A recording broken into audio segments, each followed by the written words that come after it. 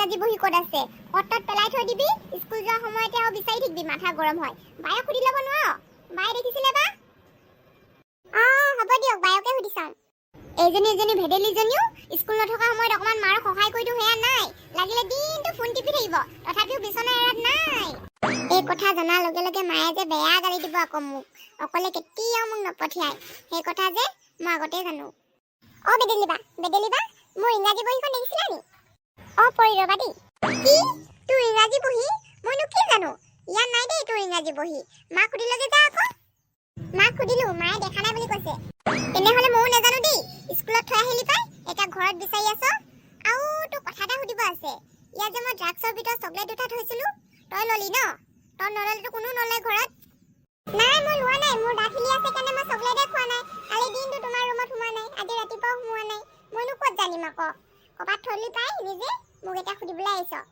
তই লৈছ তই নললে ঘৰত আৰু কোনো লোৱা মানুহ নাই লাষ্ট টাইম কেডবেৰী চকলেট মোৰ দুটা হেৰাওঁতে তোৰ বেকৰ ভিতৰতে পালো তোক মই তেতিয়াবা কিমান বাৰ কৈছো মোৰ বস্তু নুচুবি কথা নুশুন নহয় কেতিয়াবাই যে ল'ৰা চাবি দেই তোক যে একদম চৰ মাৰি আৰু কাণলতি আৰু চিঙি দিম কৈ দিছো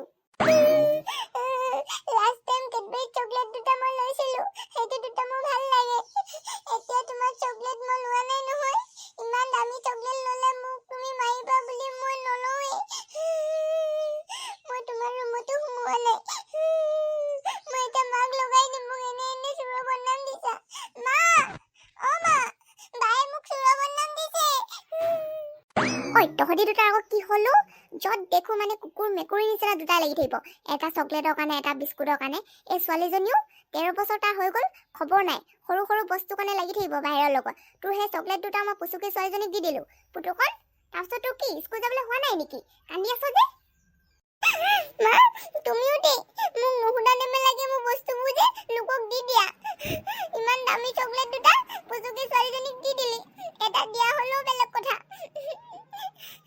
এই মাজনী কেতিয়াবা যে মোক খঙে উঠে ঘৰত থাকিবলৈ মন নাযায় যা য'ত ওলাই যাও যা পঢ়া ধান্দা নাই ঘৰত কাম অকণ কৰি দিওঁ সেয়া নাই চকলেট দুটা কাৰণে কান্দিব আহিছ তাৰপিছত পুতুকন তই কি ভেবা লাগে চাই আছ তোৰ কি আজি স্কুল নাই নেকি তোৰ বহীখন বিচাৰিয়ে পোৱা নাই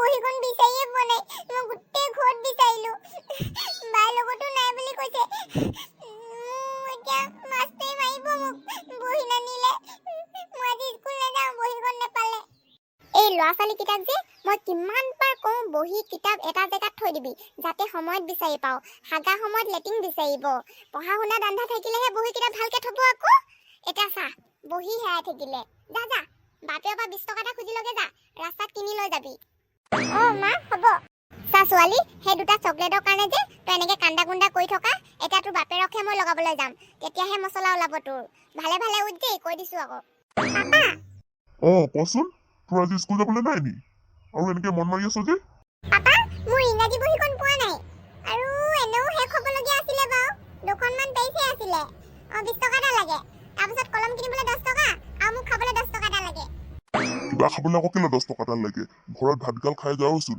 স্কুলত আকৌ কি খাওঁ এনে চিপ সোপাহে খাবি কালি আৰু পেট বিষ হয় স্কুলৰ পৰা গুচি আহিলি আকৌ তোৰ পেট বিষ হ'ব হাগনি বেমাৰ হ'ব নালাগে খাবলৈ হ'ব দিয়ক নহলে 30 টকাকে দিয়ক ল 50 টকা দিছো দুখন একেবাৰে বহি কিনি আনিবি তাৰ মিচিকিয়া হাঁহিছা যা স্কুললৈ যা দেৰি হৈ যাব এতিয়া পায়ালকা জানো নাই মোক যে আজি পাপাই 50 টকা দিছে 50 টকা দিছে নি মোকো কিবা খুৱাবি দেই খাবলৈ কিবা দিয়া নাই নহয় মোক বহি দুখন কিনিব দিছে আৰু 10 টকা কলম কিনিব দিছে মই আকৌ খাবলৈ দিছে বুলিয়ে ভাবিছিলো একেবাৰে তো খাবলৈ দিয়া নিচিনাই কথাবোৰ কৈছ খাম নহয় এই 50 টকা পাই খাম এখন বহি এটা কলমহে কিনিম 30 টকা যাব 20 টকা বাচিব নহয় পাপাক কৈ দিম দুখন কিনিলো বুলি এনে সময় পৰীক্ষা আহিলেচোন বহি চহি এনেও নালাগে এখনে কিনি থৈ দিম পাপাইনো কি গম পাব এতিয়া যে কতো ৰখি নকৰো দেই চিধা স্কুললৈ যামগে আৰু আহোতেহে বহিখন কিনিবি দেৰি হৈ গৈছে জানো না স্কুললৈ বল সোনকালে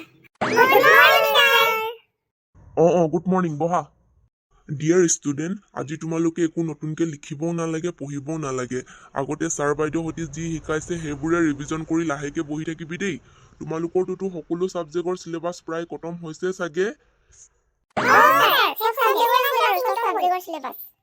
স্যাৰ আজি আমাৰ ৰেজিষ্টাৰ নলয় নি তাৰপিছত সেইদিনা বাইদেউ কৈছিলে যে পৰীক্ষাৰ পিছত জ্ঞান যাত্ৰালৈ লৈ যোৱা কথা লৈ যাবনে নাযায় ছাৰ?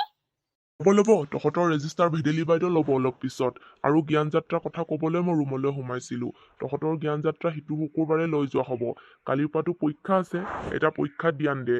কলৈ লৈ যাম, তহঁতি কি লৈ যাব লাগিব, আৰু সৰু বাছত লৈ যাম নে ডাঙৰ বাছত, সকলো কথা আমি ছাৰ বাইদেউসকলে আলোচনা কৰি আছোঁ। সেইকাৰণে তহঁতি এতিয়া তাত মাথা নেমাৰিবি, পৰীক্ষাতে মাথা মাৰ। ছাৰ, পেনকুলা আৰু মোৰ জ্ঞান যাত্ৰাৰ কথা মনতে নাই। ৰুমৰ ভিতৰত অকল পয়া লগা আৰু পুতুকণেহে অথনিৰ পৰা জ্ঞান যাত্ৰা বুলি লগাই থৈছে।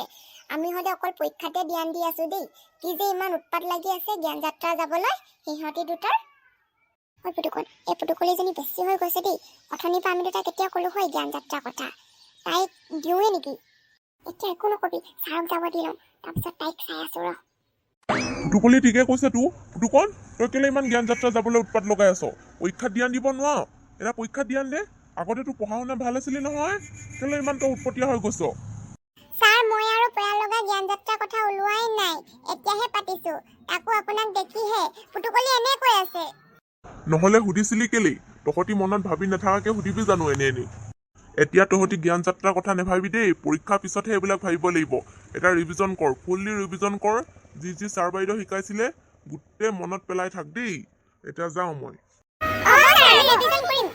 হেই শুনিছে, মাছ অকণে কিনি আনকগে যাওকচোন। ঘৰত অকল আলু দুটামান আছে, পাৰিলে কেঁচা চব্জি অকণমানো কিনি আনিব। পৰহিয়ে খোৱা একেবাৰে যে পেটলৈ ভাতে নোযোৱা হৈ গৈছে। এতিয়া আকৌ বজাৰলৈ ওলাই যাব লাগিব। ৰাতিপুৱাই ক'ব লাগে, 10টা বাজিলেইচোন। আকৌ এই পুতুকণৰ পেজ চলি আছে নহয়, মাছ খাব পাৰিব জানো? বেছি নহ'ব জানো? নালাগে আজি খাবলৈ, কালি খাবি। আকৌ দেখিলে মানে খাওঁ খাওঁ কৰিব। 10টাহে বাজিছে, লোকে 11টা বজাত বজাৰ কৰিব যায়হে। যাওক যাওক, সোনকালে যাওক। মাছ নিকিনে যদি চব্জিকে কিনি আনিব। তথাপিও মই আলু দি আৰু ভাত খাব নোৱাৰো দেই। এই চব্জিৱালাটোৰ নাম্বাৰ কি বুলি ছেভ কৰিছিলোঁ জানো? বিৰগু, পালো।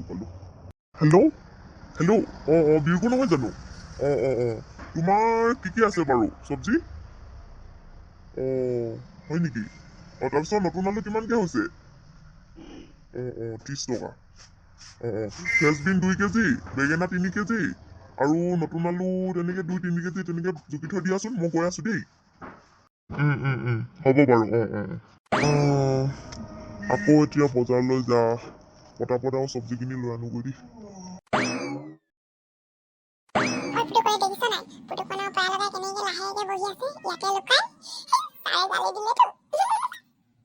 আমি সেই চাইডে খেলিবলৈ যামগৈ। পেনকুলা, আমাক জ্ঞান যাত্ৰা কেতিয়া লৈ যাব জানো নেকি? জ্ঞান যাত্ৰা বুলি কৈ নাথাকিবা দেই, পঢ়াত ধ্যান দিয়া। কালিৰ পৰা পৰীক্ষা আছে। পুতুকণ, এইকেইটা বেছি হৈ গৈছে, দিওঁ নেকি ইয়াতে? ঐ, তহঁতি কি কৈছ? কাক কৈছ? লাগে নেকি তহঁতক? হা, চাই আছো দেই কিন্তু পুতুকলি, তই যে মোক একদম টাৰ্গেট কৰি আছ আকৌ সেইদিনা পৰীক্ষাৰ পৰা। নিজে লিখিব নোৱাৰ, নিজে নাম্বাৰ নাপাও, লোকক আৰু হিংসা কৰিব আহিছ। পাপাক লগাই দিম আকৌ, আমাৰ মাক লগাই দিম। তোক আৰু চুলিত ডাল কৰি দিব আকৌ, কৈ দিছো। তোক কৈছো নেকি? আমি নিজেহে পাতিছো। চাচোন চা পেনকুলা, কেনেকে গাত পাতি লৈছে পুতুকণে। সি নিজে আমাৰ কথা বেয়াকে ভাবি আছিলে চাগে, সেইকাৰণে ভাবিছে তাৰ কথা আমি বেয়াকে পাতিছো বুলি। তোৰ কথা পতা নাই দেই ল'ৰা, বেছি আমাক আৰু এই জোকান থাকিবা আকৌ, কৈ দিছো। পুতুকলি, মোক চম্ভালি কথা কবি দেই। তোক সেইদিনাখনৰ পৰা চাই আছো, অকল আমাকে টাৰ্গেট কৰি আছ। চুলি ডাল কৰি দিম আকৌ, বেছি কৈ নাথাকিবি। জ্ঞান যাত্ৰা চাই থাকচোন, তোক কি কৰো। মই এতিয়া ছাৰক লগাই দিম। মই হেড ছাৰক লগাই দিম এতিয়া। মোক জ্ঞান যাত্ৰাত মাৰিম বুলি কৈছে। মোৰ মাকো লগাই দিম, মোৰ পাপাকো লগাই দিম। দুখাৰমান টান কথা শুনিলে আৰু চকু পানী টপটপকে পৰি যায়। তাই আকৌ আমাৰ লগত মোকাবিলা কৰিব আহিছে। এতিয়া গৈ মই ছাৰক লগাই দিম। পোনা পোৱালি চালা, মা পাপাকা পৰি টান কথা একাৰ শুনিব নোৱাৰে, আকৌ আমাৰ লগত লাগিব আহে। বল পুতুকণ।